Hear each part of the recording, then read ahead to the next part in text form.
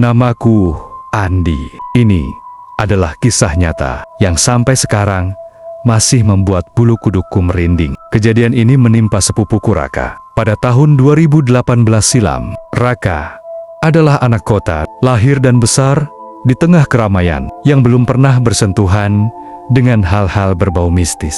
Waktu itu, ia baru pertama kali berkunjung ke Banyuwangi, tempat asal keluarga kami.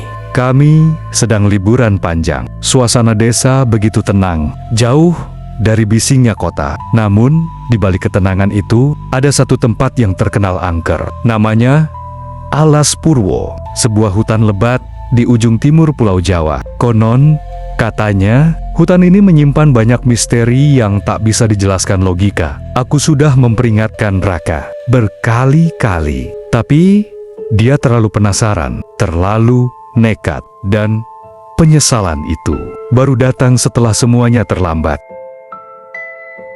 Raka mulai tertarik dengan cerita-cerita dari warga lokal. Ia duduk berjam-jam di warung kopi, mendengarkan kisah-kisah yang seharusnya hanya dianggap mitos. Ada satu cerita yang membuat matanya berbinar. Katanya, di dalam hutan Alas Purwo ada tempat bertapa kuno, dan ada sesuatu yang disebut gerbang gaib. Gerbang ini, konon, hanya bisa dilihat oleh orang-orang yang terpanggil, yang punya energi tertentu. Menurut cerita warga, kalau seseorang berhasil menemukan gerbang itu, maka ia akan melihat dunia lain, yang tak bisa dijelaskan oleh manusia biasa. Aku tahu arah pikiran Raka saat itu. Ia berpikir ini akan menjadi petualangan seru, sesuatu yang bisa ia rekam, dan dijadikan konten. Pagi harinya, tanpa bilang ke siapapun, Raka membawa kameranya, beberapa botol air, dan roti kering. Lalu ia pergi, diam-diam sendirian, masuk ke dalam hutan yang bahkan warga lokal sendiri enggan dekati saat matahari belum tinggi. Ketika kutanya ke ibuku siangnya, "Bu, Raka kemana?" Ibuku menjawab, "Tadi katanya mau jalan-jalan dekat pantai." Tapi firasatku tidak enak, ada yang salah. Aku bisa merasakannya. Dan ternyata firasat itu benar. Hari itu berlalu tanpa kejelasan. Raka belum juga kembali. Matahari mulai tenggelam. Langit berubah jingga, lalu perlahan menghitam. Tapi Raka tidak ada kabar. Awalnya kami masih santai. Kupikir mungkin dia tersesat sebentar atau terlalu asyik merekam video. Tapi jam demi jam berlalu dan handphonenya tidak aktif. Aku mencoba menghubunginya berulang kali. Tidak ada nada sambung, tidak ada sinyal, tidak ada pesan balasan. Seketika, suasana rumah berubah. Ibuku mulai cemas. Paman dan bibi yang ikut berlibur pun mulai panik. Malam itu, kami memutuskan untuk bertanya ke warga sekitar. Beberapa orang langsung geleng-geleng kepala. Salah satu bapak tua yang sering nongkrong di warung bilang dengan suara pelan, "Kalau ada yang masuk ke sana sendirian, apalagi nggak bilang siapa-siapa, bisa nggak balik?" Suasana mendadak sunyi. Angin malam terasa dingin menusuk. Salah satu pemuda desa berkata, "Kalau sampai besok pagi belum pulang, lapor ke kepala dusun. Biasanya bakal dibentuk tim pencarian." Malam itu, kami tidak bisa tidur. Setiap suara dari luar rumah membuat kami terkejut. Setiap derit kayu, setiap tiupan angin, terasa seperti pertanda buruk. Dan dalam hati kecilku, aku mulai berdoa. Semoga ini hanya kesalahpahaman. Tapi, entah kenapa, aku tahu ini lebih dari sekadar tersesat. Pagi hari kedua, kami langsung menuju rumah kepala dusun. Wajah-wajah lelah dan cemas mulai memenuhi halaman rumahnya. Beberapa warga setuju membantu mencari Raka. Tim pencarian dibentuk dengan cepat. Mereka membawa alat seadanya, golok, senter, dan 1-2 HT. Aku ikut di barisan belakang. Jantungku terus berdetak kencang. Kami menyusuri jalan setapak yang mengarah ke dalam Alas Purwo. Hutan itu begitu lebat. Gelapnya bukan karena malam, tapi karena sinar matahari nyaris tak bisa menembus kanopi pohon-pohon tua. Semakin masuk ke dalam, suasananya semakin aneh. Sunyi, sangat sunyi. Tidak ada suara burung, tidak ada suara angin. Seperti semua makhluk hidup menghindar dari tempat itu, kami mencari hingga sore. Tidak ada jejak, tidak ada benda yang tertinggal, tidak ada sinyal HP. Hingga malam datang, salah satu warga mendadak berhenti. Ia menunjuk ke dalam semak-semak sambil berbisik, "Dengar nggak?" Kami semua diam. Lalu samar-samar kami mendengar suara, seperti suara orang menangis, pelan, dan menyayat. Kami mendekat, tapi suara itu malah menjauh dan perlahan menghilang begitu saja. Tak ada siapa-siapa. Beberapa warga mulai terlihat gelisah. Satu dari mereka langsung berkata, "Sudah, cukup untuk malam ini. Kalau terus dicari di waktu yang salah, bisa malah nambah yang hilang." Kami pun akhirnya mundur, kembali ke desa dengan tangan kosong dan hati yang penuh tanya. Raka masih belum ditemukan, dan malam kedua lebih mencekam dari malam pertama. Hari ketiga, kami mulai kehilangan harapan. Wajah keluargaku semakin pucat. Ibuku menangis diam-diam. Paman dan bibi hanya duduk di teras, memandangi jalan dengan tatapan kosong. Aku sendiri tidak bisa tidur semalaman. Lalu, menjelang subuh, aku bermimpi. Dalam mimpi itu, aku berdiri di tengah hutan yang asing. Di depan mataku ada sebuah batu besar diselimuti kabut putih pekat. Dan di atas batu itu duduk Raka. Ia menatapku. Tatapannya kosong, tapi penuh makna. Mulutnya tidak bergerak, tapi aku merasa ia ingin mengatakan sesuatu.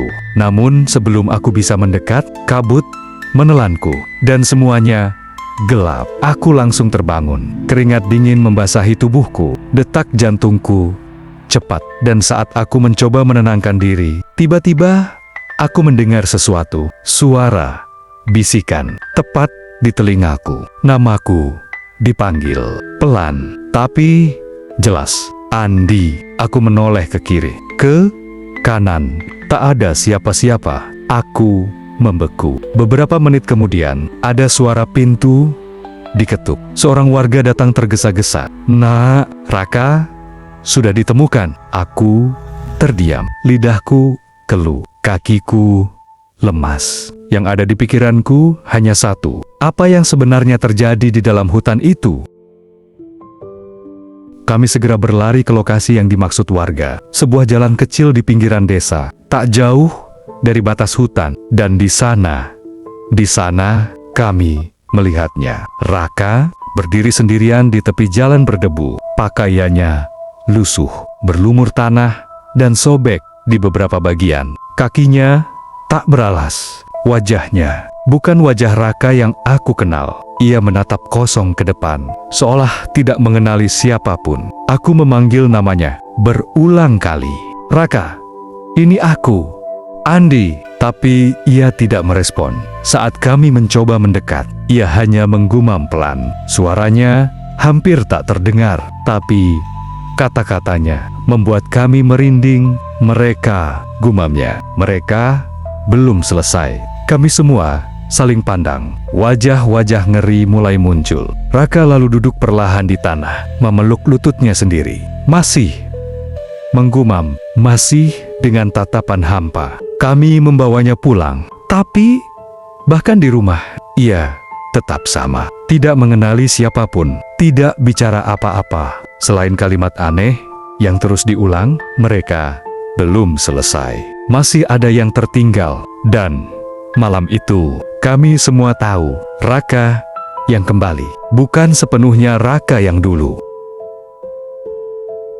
Hari-hari setelah Raka ditemukan, tidak seperti yang kami harapkan. Kami kira begitu ia pulang dan beristirahat, ingatan dan kesadarannya akan perlahan kembali. Tapi ternyata semuanya justru semakin aneh. Raka benar-benar seperti orang asing. Ia tidak mengenali siapapun, bahkan ibunya sendiri. Ia pandangi seolah tak pernah bertemu. Saat ditanya namanya, ia diam. Saat ditanya asalnya, ia malah menunduk dan berbisik. Gelap, semuanya gelap. Kami membawanya ke dokter. Pemeriksaan dilakukan. Tidak ada luka serius, tidak ada cedera fisik, tapi mentalnya kosong. Diagnosis dokter, amnesia disosiatif, kondisi di mana seseorang lupa identitasnya sendiri. Biasanya karena trauma atau tekanan psikologis berat. Tapi aku tidak percaya, bukan karena aku menolak logika medis, tapi karena aku tahu ada sesuatu yang tidak terlihat yang terjadi di dalam hutan itu. Raka bukan hanya lupa, ia seperti terputus dari dunia ini, seolah jiwanya belum kembali sepenuhnya, seolah sebagian dari dirinya masih tertinggal di tempat yang tak bisa dijangkau manusia biasa. Dan malam-malam kami pun berubah. Raka sering terbangun sambil menjerit, kadang berbicara dalam bahasa yang kami tak mengerti, kadang menatap sudut kamar, dan berkata pelan, "Jangan biarkan mereka masuk." Beberapa hari setelah Raka kembali, kami mulai memeriksa barang-barangnya. Tas kecil yang ia bawa saat masuk ke Alas Purwo akhirnya ditemukan, tergeletak tak jauh dari tempat ia ditemukan. Tas itu basah oleh embun, dilapisi lumpur, dan sudah hampir hancur. Tapi isinya itulah yang membuat semua orang terdiam. Di dalam tas itu, kami menemukan 3 benda aneh. Yang pertama, bunga melati layu, masih utuh, tapi sudah menghitam di ujung-ujungnya, seperti terbakar dari dalam. Yang kedua, secarik kertas dengan tulisan aksara kuno yang tak bisa kami baca. Bentuknya bukan huruf Jawa, bukan Arab, bukan Latin, seolah berasal dari bahasa yang tak dikenal dunia. Dan yang ketiga adalah sebuah batu hitam kecil. Sekilas tampak biasa, tapi saat disentuh, batu itu terasa panas, seperti menyimpan energi yang tidak wajar. Pak Kepala Dusun mencoba memegangnya dan langsung melepaskannya sambil bergumam, "Ini bukan benda duniawi." Kami semua merinding. Ibuku segera membungkus batu itu dengan kain putih dan menyimpannya di bawah sajadah. Malam itu, Raka kembali mengigau. Ia menyebut satu nama berulang kali dengan suara pelan dan parau. Kami tidak tahu siapa itu, tapi suara itu membuat kami semua tak bisa tidur sampai pagi. Setelah semua kejadian aneh itu, akhirnya salah satu tetua desa menyarankan kami menemui seorang dukun tua yang tinggal agak jauh dari pemukiman. Namanya Mbah Sarto. Usianya hampir 80 tahun, tapi matanya tajam, seperti bisa menembus isi pikiranmu. Kami membawa Raka ke rumahnya. Rumah itu sepi, dikelilingi pohon bambu tua yang berderak pelan tertiup angin. Begitu melihat Raka, Mbah Sarto tidak berkata apa-apa. Ia hanya menatap lama sekali. Kemudian ia menarik napas dalam, dan dengan suara berat ia berkata, "Anak ini sudah masuk ke wilayah yang tidak seharusnya dimasuki." Kami semua terdiam. Mbah Sarto lalu mengambil segenggam beras, menaburkannya ke lantai, dan meletakkan batu hitam dari tas Raka di atasnya. Tak lama, beras itu bergerak sendiri, seperti ada angin dari bawah lantai, padahal jendela tertutup rapat. Kemudian, Mbah Sarto melanjutkan, dia masuk ke kerajaan gaib di dalam Alas Purwo. Tempat itu dijaga makhluk-makhluk yang tak bisa dilihat mata biasa. Dan kalau seseorang masuk tanpa izin, mereka bisa terjebak di sana selamanya. Kami saling pandang. Keringat dingin mulai menetes. Raka, lanjutnya, hanya dikembalikan sebagian. Sisanya masih tertinggal di alam lain. Suasana mendadak hening, bahkan suara serangga pun terasa hilang. Mbah Sarto kemudian berkata pelan, tapi selama ia masih mengigau dan menyebut nama-nama dari sana, itu tandanya pintu masih terbuka dan mereka bisa datang kapan saja. Sudah bertahun-tahun sejak kejadian itu, tapi bayangannya masih terus menghantui kami. Raka memang masih hidup secara fisik, ia ada di tengah kami, tapi jiwanya entah di mana.